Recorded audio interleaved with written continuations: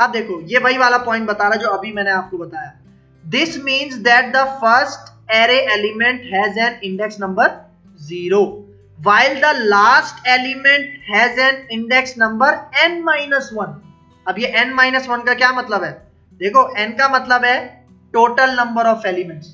मैंने यहाँ पे टोटल नंबर ऑफ एलिमेंट्स, अगर मैं आपको यहाँ पे दिखाऊं, ये वाला एरे जो मैंने कमेंट किया हुआ है, टोटल नंबर ऑफ एरेज मतलब ये वैल्यूज कितनी थी 4, तो ये 4 क्या हो गया n, सही है। मतलब यहाँ पे क्या कह रहा है, n क्या है आपके पास, टोटल नंबर ऑफ एलिमेंट्स, मतलब मेरे एरे के अंदर कितने एलिमेंट्स होंगे 4, ठीक है, और 4 मैंने यहाँ पे दे दिए, लेकिन इंडेक्स नंबर क्या है 3 है, तो n क्या है हमारा टोटल नंबर, ठीक है, और उसमें से जब मैं -1 करूंगा तो वो क्या होगा हमारा last element of index number, ठीक है।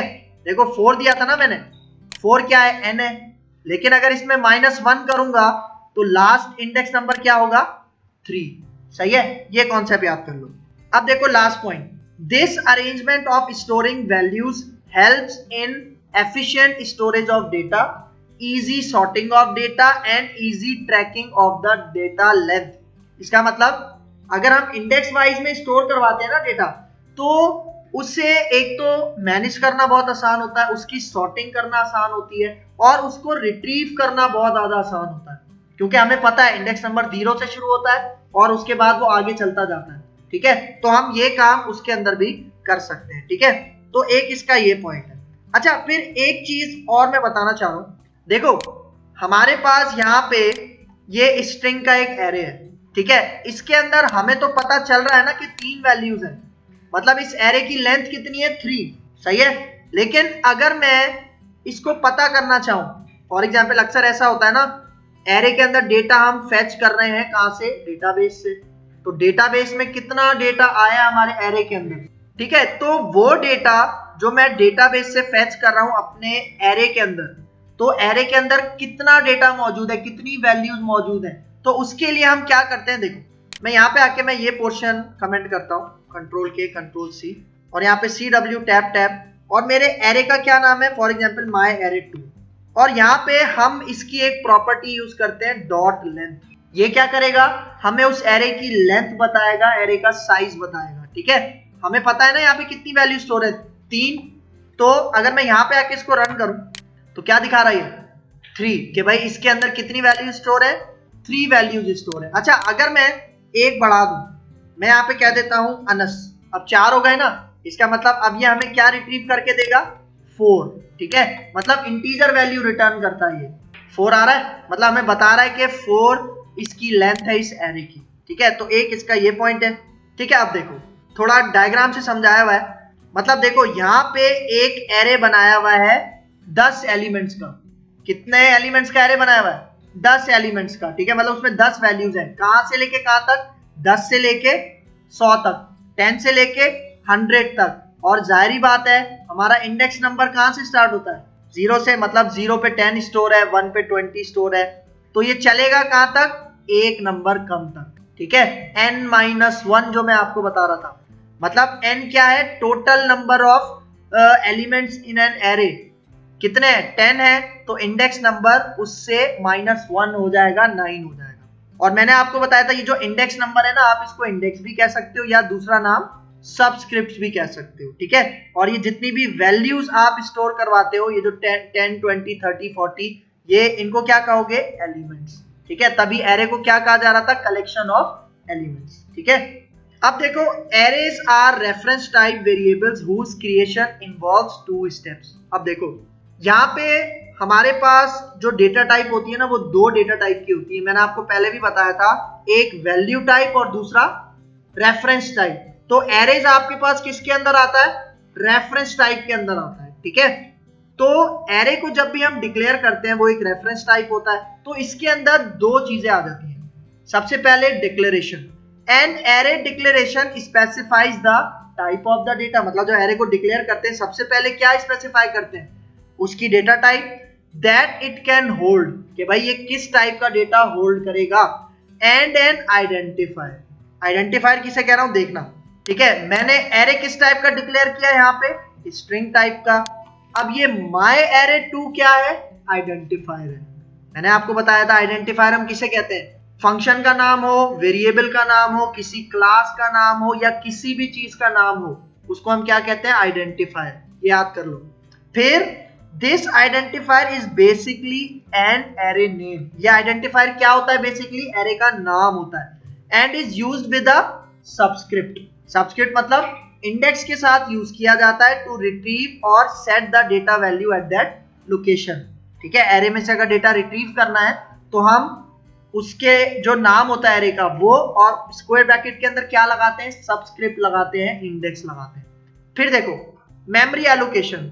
Declaring an array does not allocate memory to the array. मतलब ये देखो अच्छा पॉइंट है, समझना।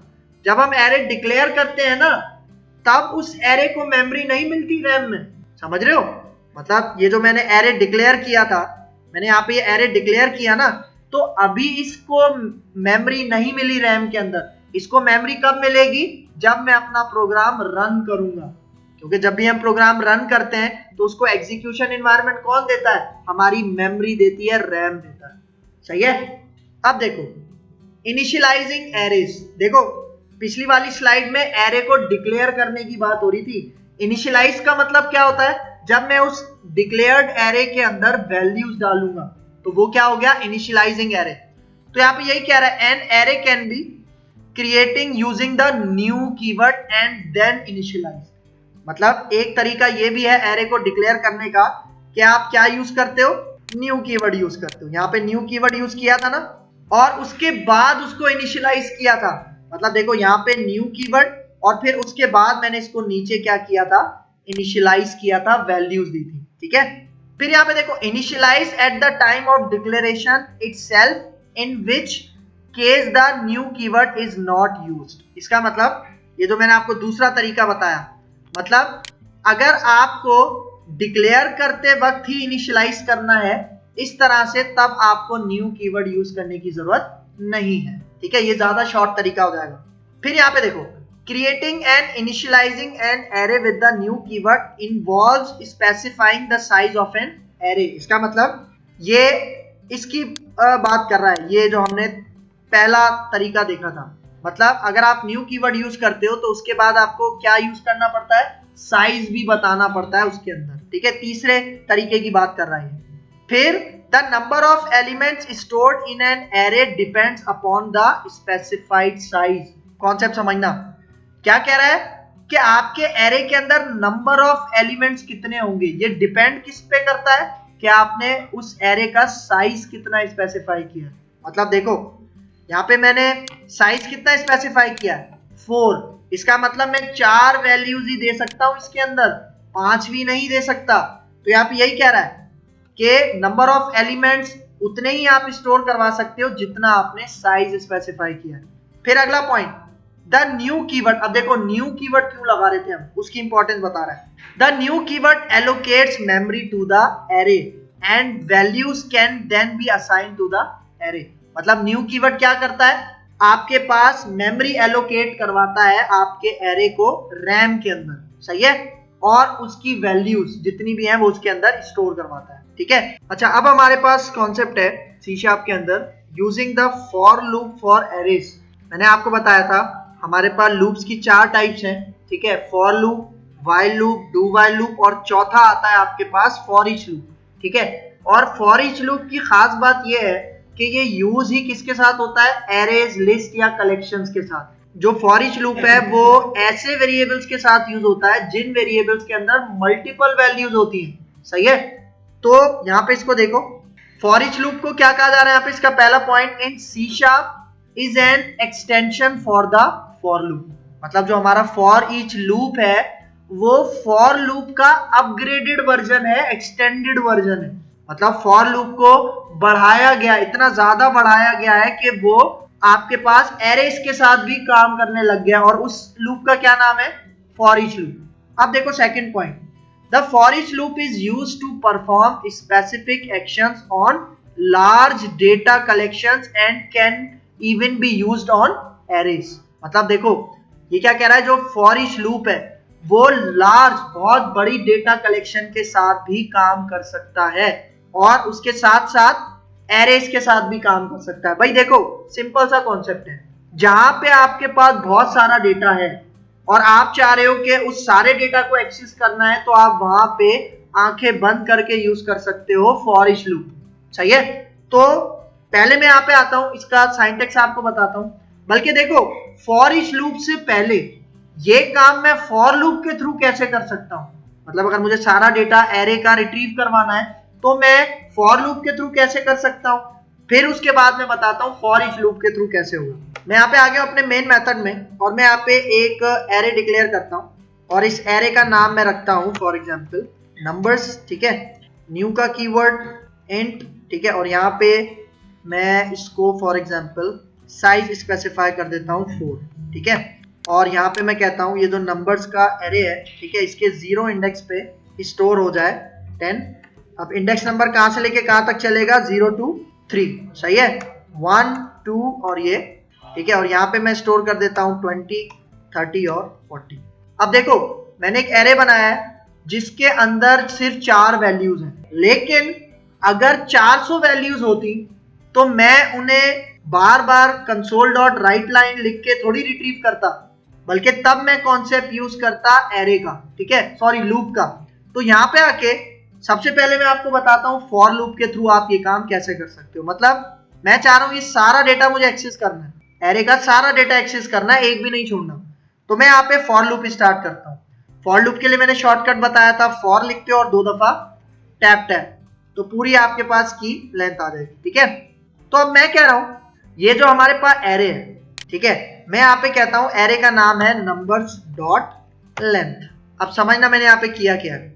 फॉर लूप का जो काउंटर वेरिएबल है उसको इनिशियलाइज किससे किया है, 0 से, क्योंकि हमारा एरे का इंडेक्स नंबर 0 से स्टार्ट होता है ना।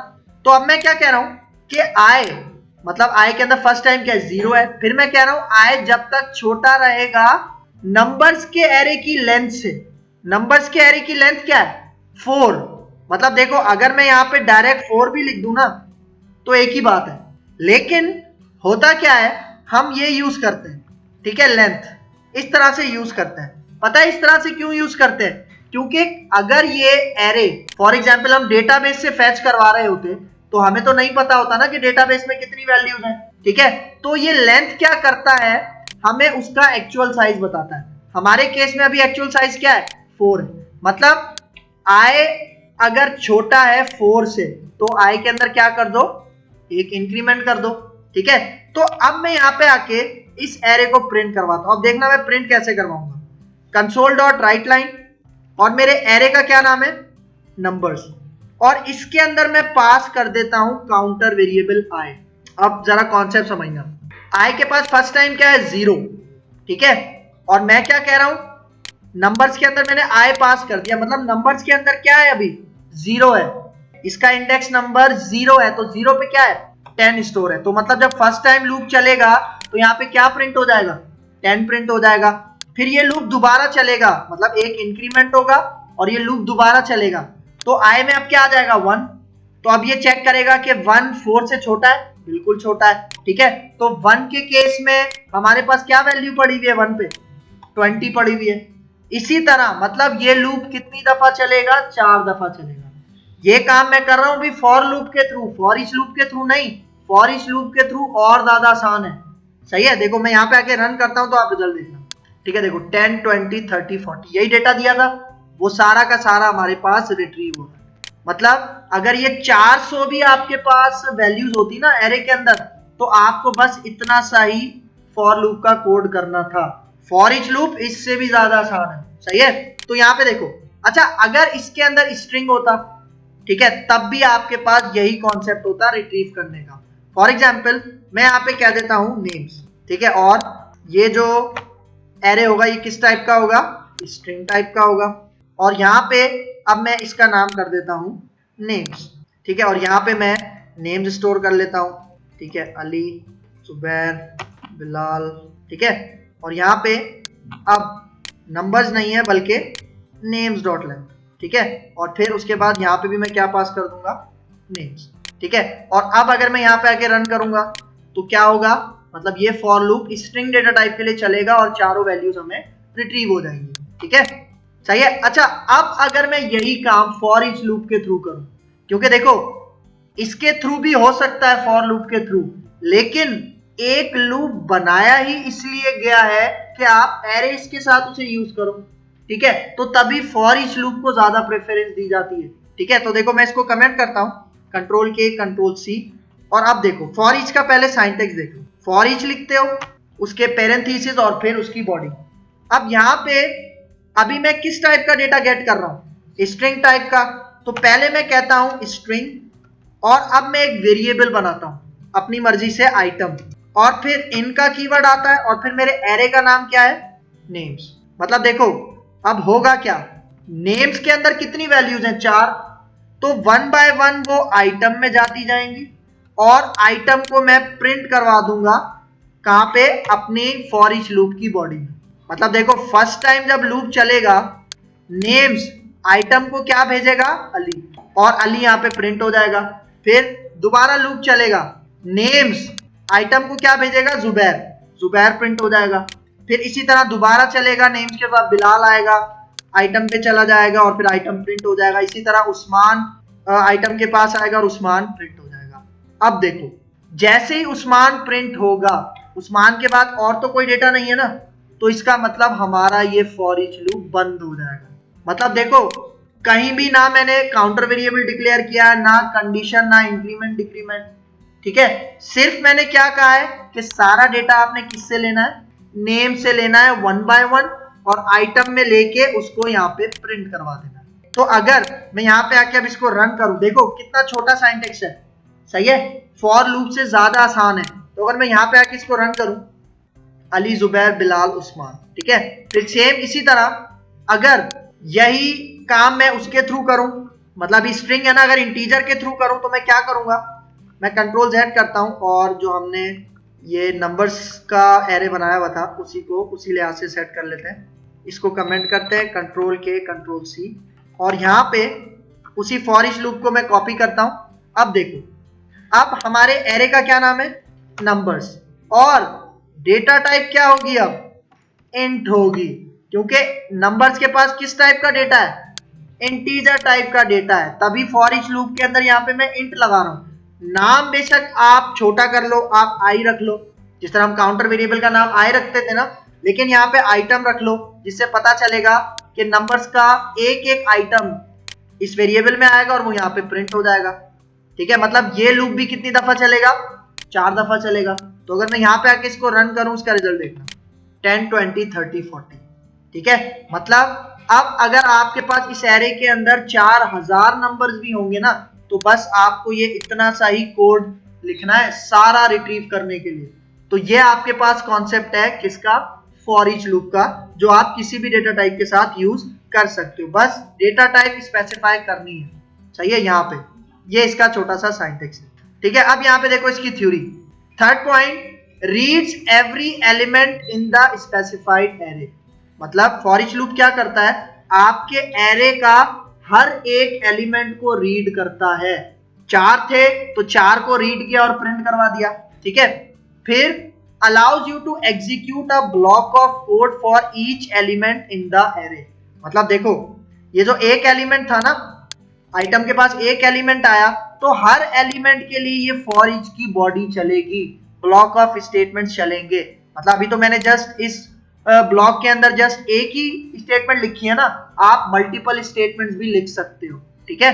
अब लास्ट पॉइंट क्या कह रहा है, is particularly use for reference type such as strings. मतलब देखो वही कहानी बार बार आ रही है, वैल्यू टाइप और रेफरेंस टाइप, इसको भी आगे जाके हम पढ़ेंगे, ठीक है। तो ये कह रहा है फॉर ईच लूप मोस्टली कौन सी डेटा टाइप के साथ यूज होता है, रेफरेंस टाइप।